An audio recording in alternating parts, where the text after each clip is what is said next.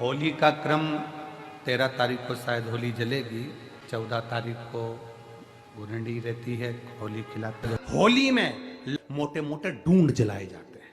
डूंडा की राख तैयार होती है, उसका कालापन जो तैयार होता है उसको उठाकर ले आए और कपड़े में उसको छान कर राख तैयार कर कर 3-4 बार छानने के बाद उस भस्म को 12 बजे से 1 बजे के बीच में शिव जी को समर्पित कर देता है और उस भस्म को उठाकर उसमें घी मिलाकर मस्तक पर तिलक लगाकर चले जाता है। वो जिंदगी में कभी हार नहीं सकता, विजय ही पाकर आता है, उसकी कभी हार नहीं हो सकता।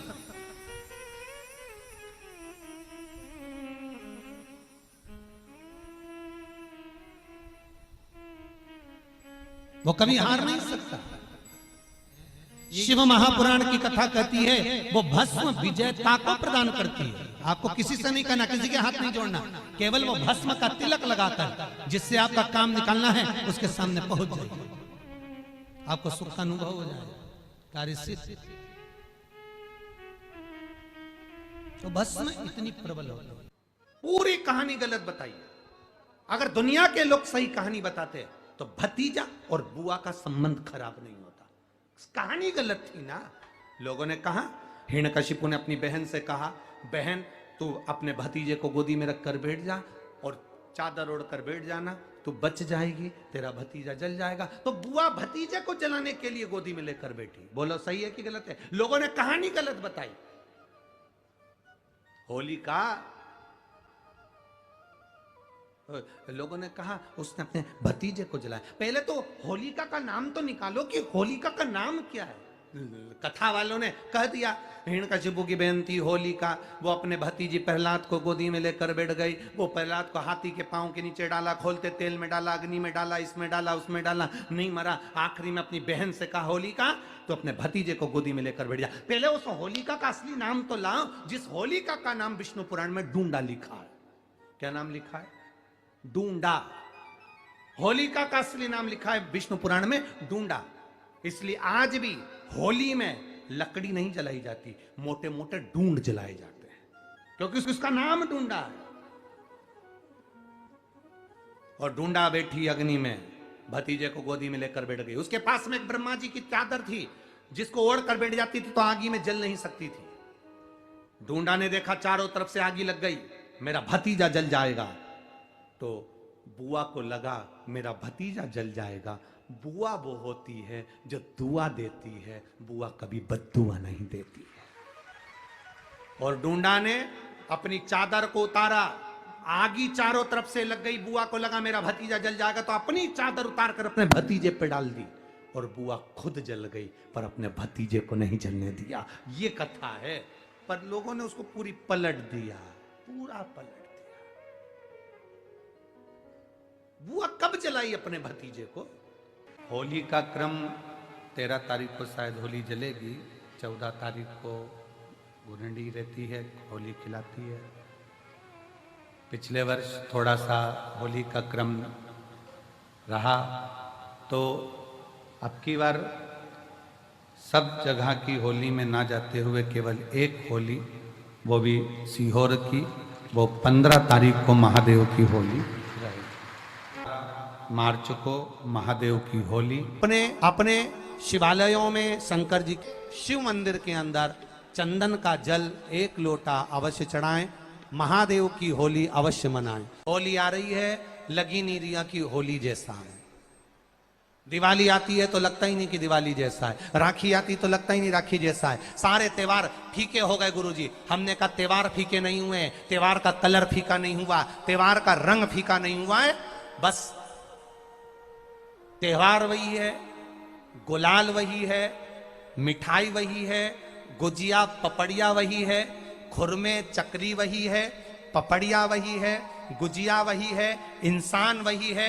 बस बाजार में से जो रौनक समाप्त नहीं हुई है, रौनक आपके भीतर की समाप्त हो गई। आपके भीतर इतनी ईर्ष्या भराती गई, इतनी ईर्ष्या भराती गई, इतनी ईर्ष्या भराती गई कि वो ईर्ष्या के कारण, उस अहंकार के कारण, उस अहम के कारण तुम एक दूसरे से मिलना पसंद नहीं कर पाते। पहले के लोग कहते थे हमारे यहाँ जब होली होती थी इतने लोग आते थे, मिलने जाते थे, गुलाल लेकर जाते थे। आजकल तो कोई दिखता नहीं है। कारण केवल इतना सा है, तुम्हारा अहंकार, तुम्हारा ईगो, तुम्हारा अभिमान तुम्हें अपने घर से बाहर नहीं निकालता। तुम घर से बाहर नहीं निकलते अपने अहंकार के कारण, अपनी काया के कारण, अपनी अभिमतता के कारण आप दूसरे से मिलना पसंद नहीं करते। जरा सा कोई ने कलर लगाया तुम्हें क्रोध आ गया, जरा सा किसी ने गुलाल लगाया तुम्हें गुस्सा आ गया, जरा सा कोई आया भाभी जी भैया जी करके गुलाल लगा गया, तुम न न न न न न न न न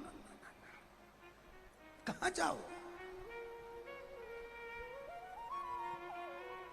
इतने वीआईपी हो गए, इतने वीआईपी हो गए, इतने वीआईपी हो गए कि अपने त्योहारों से भी दूर हो गए। मेरा निवेदन है, होली का त्योहार आ रहा है, उस फागुन के त्योहार में मेरा देवाधिदेव महादेव माता पार्वती के साथ होली खेलता है, मेरा कृष्ण कन्हैया राधा रानी के साथ होली खेलता है।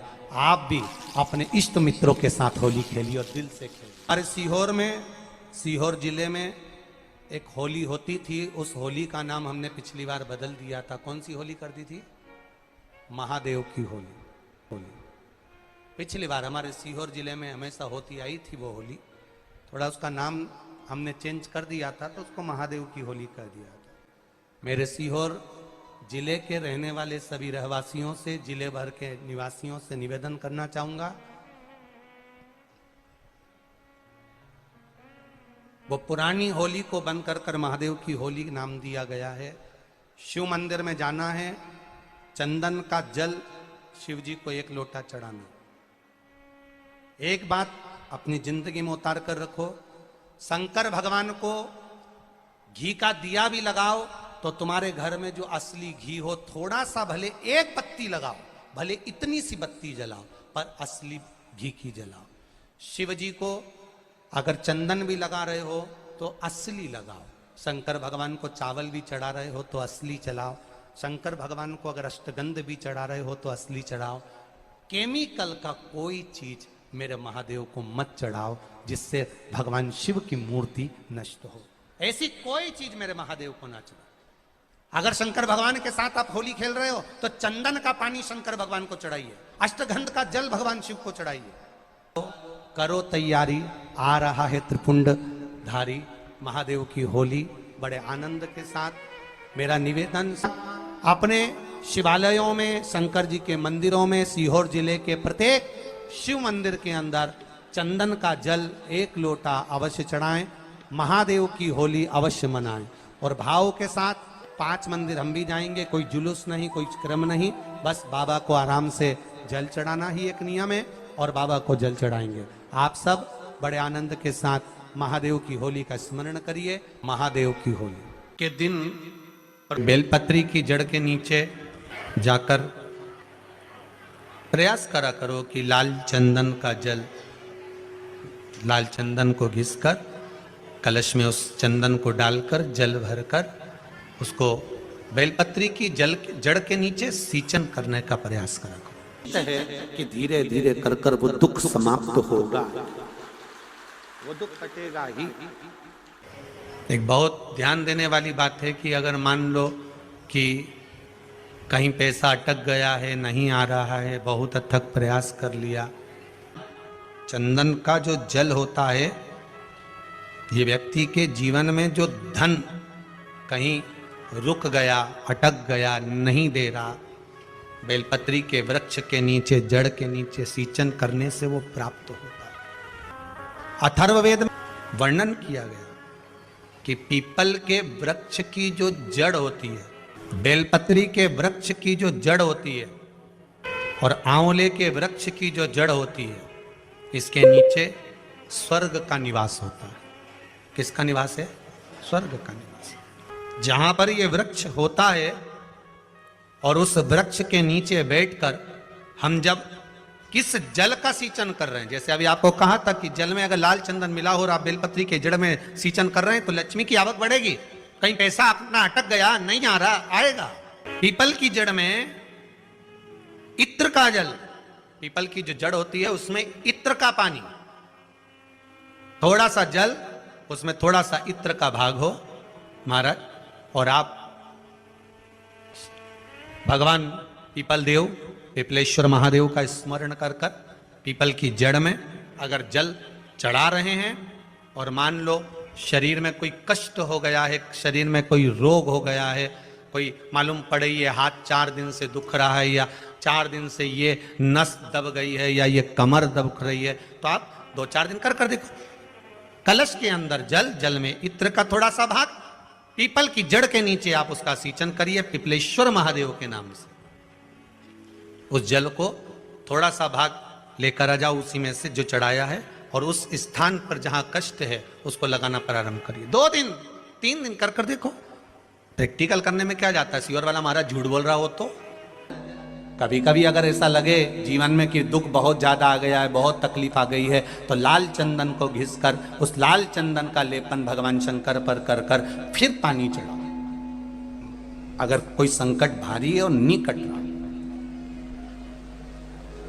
जैसे किसी नारी का गर्भ नहीं ठहर रहा, 15 साल हो गए, 20 साल हो गए, 25 साल, जैसे इसने लिखा एक माता ने कि 18 साल की बेटी हो गई थी पर संतान में पुत्र नहीं, तो उसने भाव से कथा सुनी।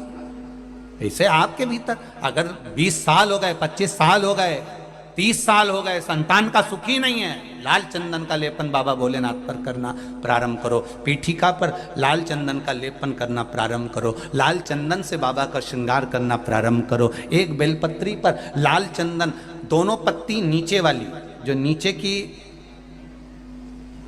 की जो 2 पत्ती होती है इस पे लाल चंदन, और बीच वाली पत्ती पर पीला चंदन लगाकर बाबा के शिवलिंग को समर्पित करिए। बाबा से प्रार्थना करिए, रोज प्रार्थना करो। परंतु एक बात का स्मरण रहे, 25 साल हो गए, 20 साल हो गए, 30 साल हो गए, संतान नहीं, तो पहले जल से अभिषेक कराना, अभिषेक कराकर उस जल का आचमन करने के बाद हाथ को खासा करना, धोना, उसके बाद में फिर वापिस बाबा का स्नान कराओ, फिर चंदन का लेपन कराओ, फिर 1 लोटा जल चढ़ाकर बाबा का स्नान कराओ। बाबा का बड़ा सुंदर भाव से लाल चंदन से जो अभिषेक करता है, बाबा को लेपन कर कर फिर जल चढ़ समर्पित करता है, निश्चित है उसकी गोदी मेरा देव अधिदेव महादेव जरूर भरता है। ये निश्चितता है।